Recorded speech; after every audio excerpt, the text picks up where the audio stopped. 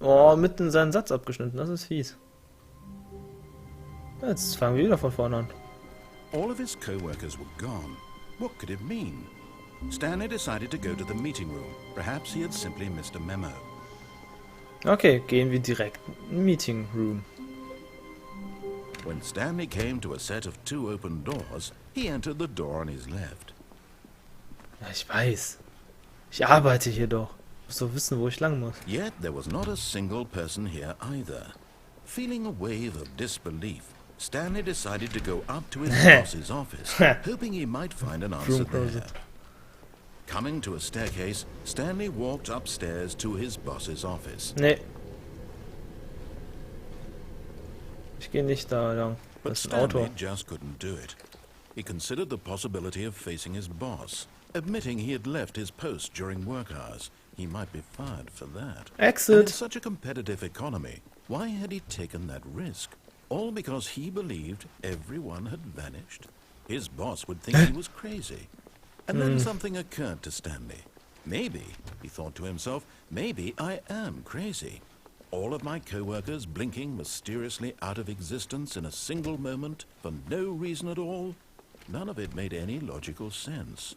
And as Stanley pondered this, he began to make Moment, das Auto kennen wir doch. For example, why couldn't he see his feet when he looked down? Why did doors close automatically behind him wherever he went? And for that matter, these rooms were starting to look pretty familiar. Were they simply repeating? No, Stanley said to himself, this is all too strange. This can't be real. And at last, he came to the conclusion that had been on the tip of his tongue. He just hadn't found the words for it. I'm dreaming, he yelled. This is all a dream. Oh, what a relief Stanley felt to have finally found an answer, an explanation. His co-workers weren't actually gone. He wasn't going to lose his job. He wasn't crazy after all. Yeah. And he thought to himself, I suppose I'll wake up soon. I'll have to go back to my boring real-life job pushing buttons. I may as well enjoy this while I'm still lucid. So, he imagined himself flying and began to gently float above the ground. What the fuck? Then he imagined himself soaring through space on a magical starfield, and it too appeared. It was so much fun, and Stanley marveled that he had still not woken up. How was he remaining so lucid? And then perhaps the strangest question of them all entered Stanley's head. One he was amazed he hadn't asked himself sooner. Why is there a voice in my head dictating everything that I'm doing and thinking? Now the voice was describing itself being considered by Stanley, who found it particularly strange.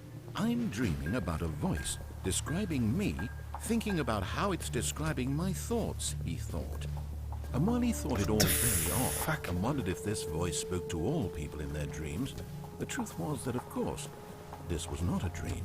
How could it be? Was Stanley simply deceiving himself, believing that if he's asleep, he doesn't have to take responsibility for himself? Stanley is as awake right now as he's ever been in his life. Now, hearing the voice speak these words was quite a shock to Stanley. After all, he knew for certain, beyond a doubt, that this was in fact a dream. Did the voice not see him float and make the magical stars just a moment ago? How else would the voice explain all that? This voice was a part of himself too. Surely, if he could just... He would prove it. He would prove that he was in control, that this was a dream. So he closed his eyes gently, and he invited himself to wake up. He felt the cool weight of the blanket on his skin, the press of the mattress on his back, the fresh air of a world outside this one. Let me wake up, he thought to himself. I'm through with this dream. I wish it to be over. Let me go back to my job. Let me continue pushing the buttons. Please, it's all I want. I want my apartment, and my wife, and my job. All I want is my life exactly the way it's always been. My life is normal. I am normal. Everything will be fine.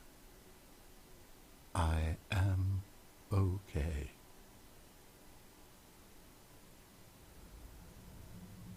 Nope. Stanley began screaming. Please, someone, wake me up. My name is Stanley. I have a boss. I have an office. I am real. Please, just someone tell me I am real. I must be real. I must be. Can anyone hear my voice? Who am I? Who am I? And everything went black. Wow. This is the story of a woman named Mariella. Okay. Mariella woke up on a day like any other. She arose, got dressed, gathered her belongings, and walked to her place of work. But on this particular day, her walk was interrupted by the body of a man who had stumbled through town talking and screaming to himself, and then collapsed dead on the sidewalk. And although she would soon turn to go call for an ambulance, for just a few brief moments, she considered the strange man. He was obviously crazy. This much she knew. Everyone knows what crazy people look like. And in that moment, she thought to herself how lucky she was to be normal. I am sane. I am in control of my mind. I know what is real and what isn't. It was comforting to think this, and in a certain way, seeing this man made her feel better. But then she remembered the meeting she had scheduled for that day. The very important people whose impressions of her would affect her career, and by extension, the rest of her life. She had no time for this, so it was only a moment that she stood there, staring down at the body. And then she turned and ran. Okay. Okay.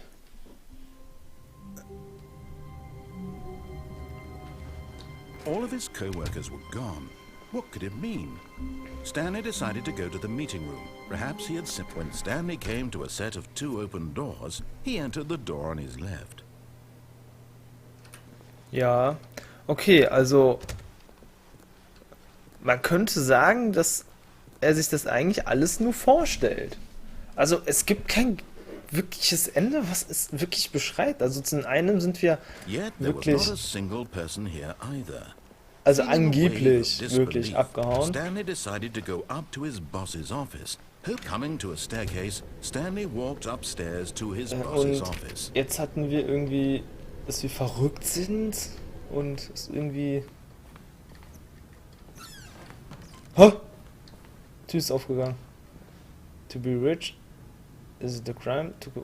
Mit crimes isn't it rich? What a life it would be to have a pick just one. Extreme bathrooms.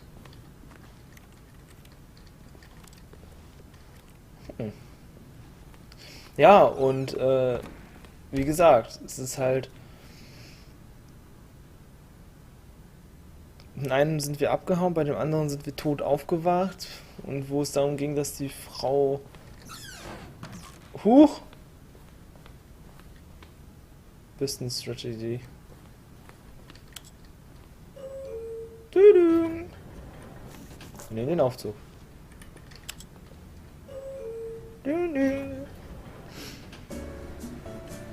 Fahrstuhlmusik. Und der ruckelt aber, meine Güte. Stanley, da ist was eingezeichnet. Es ist allgemein so ein Muster hier. Mhm. Ist das nicht der Erzähler, der gerade da so am Rumsingen ist?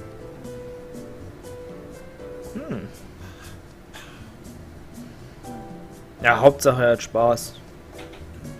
Alles andere ist egal.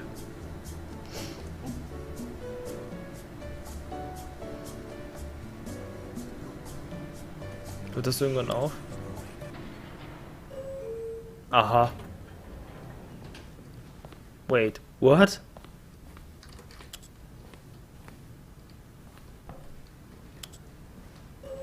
Okay, wir können auch nach oben fahren.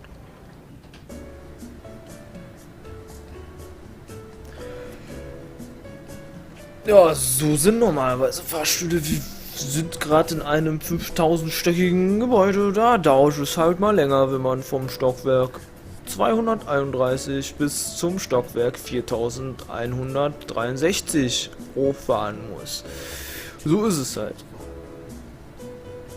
Während unser Erzähler, der in unserem Kopf ist und wir nicht wissen, ob wir eigentlich verrückt sind, gerade das diese Fahrstuhlmusik singt.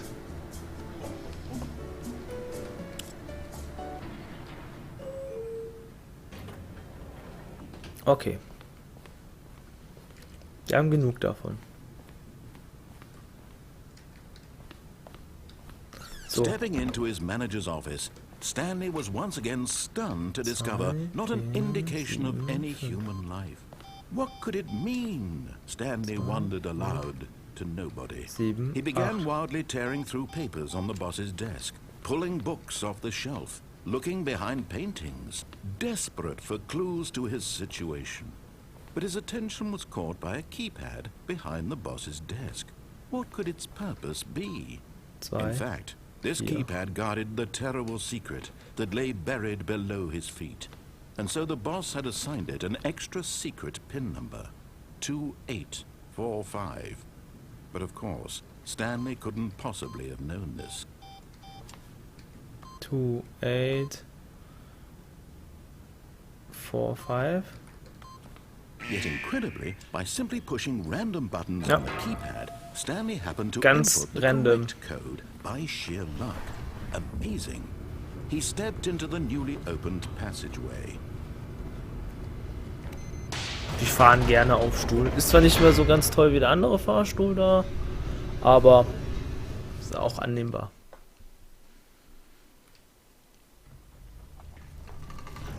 Ja, okay. Stanley walked straight ahead through the large door that read Mind Nein, Control escape. Facility. Although this passageway had the word escape written on it, the truth was that at the end of this hall, Stanley would meet his violent death. Das glaube ich nicht. Das ist für eine The door Lüge. behind him was not shut. Stanley still had every opportunity to turn around and get back on track. At this point, Stanley was making a conscious, concerted effort to walk forward and willingly confront his death. Dann ist es halt so.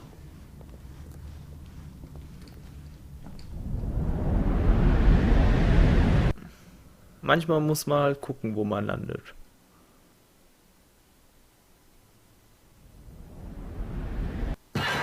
Oh.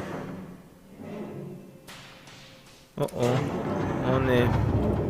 As the machine whirred into motion and Stanley was inched closer and closer to his demise, he reflected that his life had been of no consequence whatsoever.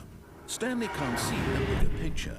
He doesn't know the real story, trapped forever in his narrow vision of what this world is. Perhaps his death was of no great loss, like plucking the eyeballs from a blind man. And so he resigned and willingly accepted this violent end to his brief and shallow life. Farewell, Stanley. Ach du Schande. Oh Gott. Oh nein. Farewell, Stanley, cried the narrator, as Stanley was led helplessly into the enormous metal jaws. In a single visceral instant, Stanley was obliterated as the machine crushed every bone in his body, killing him instantly. Okay.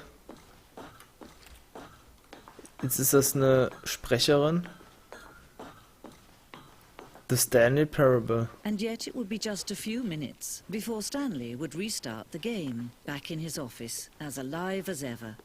What exactly did the narrator think he was going to accomplish?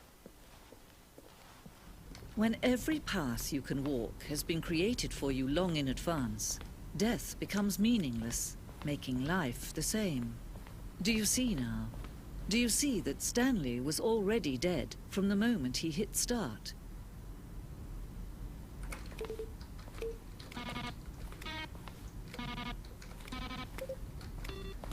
Mhm. Hier sind die Credits von den Machern des Spiels. 3 Leute, die sich um die Musik gekümmert haben. 3 Additional Voice Work. Original Artwork. Steam Support 4 Leute. This Stanley Parable Credits written and designed by Dave Frennan und William Puck. Additional level design, Colin Eddings and Jack Pearson programming, Jesus Higuera's sound design, Robin Arnold, Eduardo Ortiz, and the impeccable Kevin Brighting as the narrator. Valve made using Source by Valve. Ja. Das Leben ist so. Office Clock. Komplett schon vorhergesehen, wie man überhaupt ist. Hoch.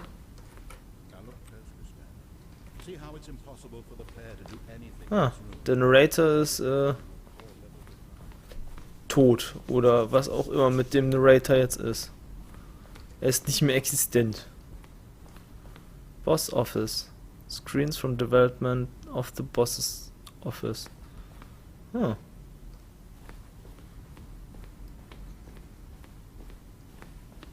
Freedom ending. This was the very first incarnation of the freedom ending in the game's alpha. Ah, cool. Countdown desk, one of the desks from an early version of the countdown ending. Es gibt ein Countdown ending. Wow. Freedom ending. It's the freedom ending as it existed in the beta. Interessant, hier wird so alles erklärt, wie das im Spiel aussah oder aussieht.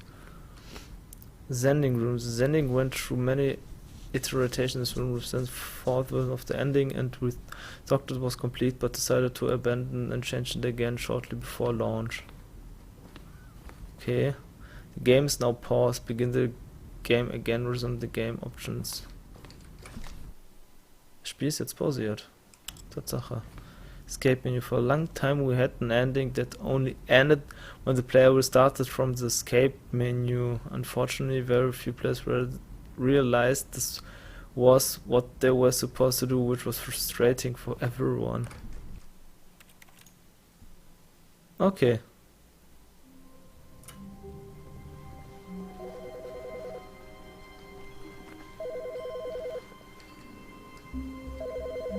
Welches Telefon ist es denn? Aber der Erzähler ist es nicht da.